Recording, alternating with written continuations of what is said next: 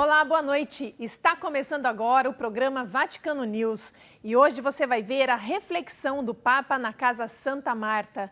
Tem também um livro que expõe o tráfico de pessoas na Europa e a escolha dos novos cardeais nomeados pelo Papa Francisco que causou surpresa. Não havia expectativa que isso acontecesse e nós vamos ver como essas nomeações afetam os próximos passos da Igreja.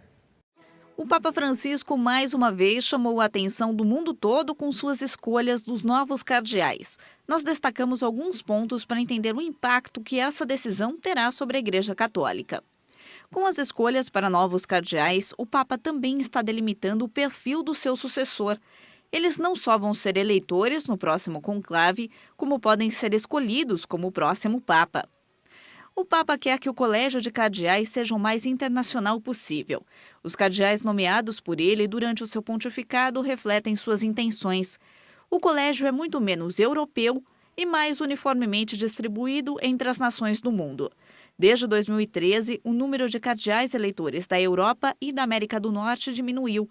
Cardeais eleitores na América Central mantiveram-se em números semelhantes. E eleitores da América do Sul, Ásia, África e Oceania aumentaram. A Itália continua a ser uma superpotência no colégio cardinalício. O país tem 25 eleitores e perdeu apenas um desde o início do pontificado do Papa Francisco. O segundo país com maior número de eleitores são os Estados Unidos, que tem 10, seguido da França e do Brasil, que tem 5 cada. México, Espanha, Polônia e Índia têm 4 eleitores cada. Se o conclave acontecesse hoje, 21 cardeais presentes são aqueles nomeados por João Paulo II, 56 por Bento XVI e 44 pelo Papa Francisco. Tecnicamente, o Papa não nomeia cardeais, ele os cria. Em outras palavras, ele decide livremente quem vai estar ali. Havia uma regra não escrita na Igreja Católica que dizia que arcebispos de cidades importantes tinham de ser cardeais. Uma regra que parece ter sido definitivamente quebrada. Dioceses importantes como Los Angeles, Monterrey e Veneza não são guiadas por cardeais. No entanto, o Papa Francisco nomeou cardeais de outras cidades menos importantes nesses países. Aparentemente, o Papa Francisco segue 3 critérios para nomear cardeais eleitores: pessoas de diálogo, capazes de se aproximarem dos fiéis, pessoas que têm ajudado ativamente aqueles que sofrem, e pessoas que conduzem órgãos importantes dentro da Igreja, com uma capacidade comprovada para angariar amplo consenso. Ninguém suspeitava que o Papa estava prestes a nomear um novo conjunto de cardeais. Ele tomou a decisão por conta própria, mesmo sem avisar aqueles que estavam prestes a ser escolhidos. Graças a isso, não houve vazamentos e nenhuma outra pressão externa que pudesse contaminar essa decisão. Na missa de hoje, o Papa refletiu sobre o Evangelho do dia e disse que não devemos dar mais importância às aparências do que à substância da fé. A liberdade cristã vem de Jesus, não das nossas obras. O Papa desenvolveu sua meditação matutina na terça-feira, 11 de outubro, a partir da Carta de São Paulo aos Gálatas, para então refletir sobre o Evangelho do dia, no qual Jesus repreende um fariseu que só dava atenção às aparências. Vocês, fariseus, limpam o externo do copo e do prato, mas por dentro vocês estão cheios de avidez e de maldade. Em um outro trecho do Evangelho, prosseguiu o Papa, Jesus pede que se reze sem que se seja visto, sem aparecer. Alguns, notou o Papa, eram caras de pau, não tinham vergonha. Rezavam e davam esmolas para que lhes admirassem. Jesus usa para essa gente uma imagem muito forte. Vocês são túmulos reluzentes, bonitos por fora, mas dentro cheios de ossos de mortos e podridão. O Senhor, ao contrário, indica a estrada da humildade. O que importa, reflete o Papa e nos diz Jesus, é a liberdade que nos deu a redenção, que nos deu o amor, que nos deu a recriação do Pai. Agora nós vamos falar de Madre Teresa, a nova santa da Igreja que ganhou um selo especial do Vaticano. Veja só. O Escritório Filatélico e Numismático do Vaticano revelou recentemente um selo postal especial para comemorar Santa Madre Teresa. O diretor do Serviço de Filatelia e Numismática do Vaticano, Mauro Oliveri, explica o seu papel e o processo envolvido na criação deste selo.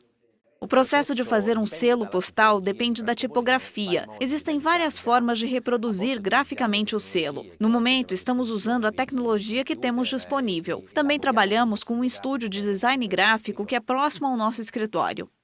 Além de ter uma equipe de design gráfico, o Vaticano também trouxe um artista local de Roma. Patrizio Danieli é responsável por replicar as mínimas semelhanças da santa. Junto com seu sari branco e azul icônico, vem o seu sorriso brilhante. Este selo postal não foi publicado originalmente em nosso programa. Embora soubéssemos que Madre Teresa seria canonizada, nós não tínhamos uma data exata. Nós pensamos que provavelmente iria demorar mais 3 a 4 meses e que a canonização aconteceria em 2017. Santa Madre Teresa é vista como um símbolo de humildade e força, em um mundo que ela confortou com o serviço aos outros. O selo comemorativo custa 95 centavos de euro. Cerca de 150 mil folhas com 10 selos cada estarão em circulação. Ao longo dos anos, o Vaticano adquiriu uma reputação de oferecer um dos melhores serviços postais do mundo. Por ocasião da canonização de Madre Teresa, o serviço administrativo decidiu também dedicar uma moeda de prata. É um medalhão que mostra uma imagem de Madre Teresa plantando uma semente em uma terra estéril e que se torna fértil com a sua intervenção. O escritório filatélico e numismático disse também que iria lançar uma moeda especial de bronze comemorativa com o Papa Francisco orando e uma moeda de prata da chamada Santa da Sarjeta e dos Corações dos Povos, Madre Teresa.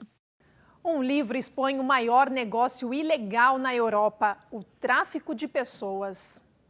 A escravidão não acabou, mas poucas pessoas sabem disso. De acordo com a ONU e a Organização Internacional do Trabalho, existem atualmente mais de 21 milhões de pessoas que são vítimas de tráfico de seres humanos. Muitas dessas pessoas são refugiadas e 53% das mulheres são traficadas para a prostituição. Esta é a realidade de que Anna Pozzi descreve em seu livro mais recente, Slavers. Lembro-me de uma mulher que foi brutalmente agredida. Eles colocaram um saco plástico sobre sua cabeça e a lançaram em um saco de lixo na rua, onde ela tinha sido forçada a se prostituir durante anos. É um problema óbvio, mas muitos não veem porque desviam o olhar. Anna Pozzi é secretária-geral da Slaves No More, uma organização que tenta resgatar mulheres que são vítimas de prostituição. Ela observa que o Papa tem sido um dos principais líderes em ajudar a educar o mundo sobre este problema. Seu livro aponta que só na Itália o mercado da prostituição ilegal ganha entre 250 e 600 milhões de euros por mês. Em todo o mundo, o tráfico humano ganha cerca de 32 bilhões de dólares por ano. Hoje, o tráfico humano é uma das principais empresas ilegais muito rentáveis, tanto quanto de drogas ou de tráfico de armas. O tráfico humano é o mais proeminente na Europa e, nos últimos tempos, tornou-se o principal negócio ilegal. Nos últimos anos, muitas pessoas, como juízes, prefeitos e líderes religiosos, mesmo não cristãos, viajaram para o Vaticano para assinar promessas contra o tráfico humano. Este problema, de acordo com o Papa Francisco, é um dos maiores crimes contra a humanidade. Por hoje é só, e assim eu me despeço de você. Uma boa noite.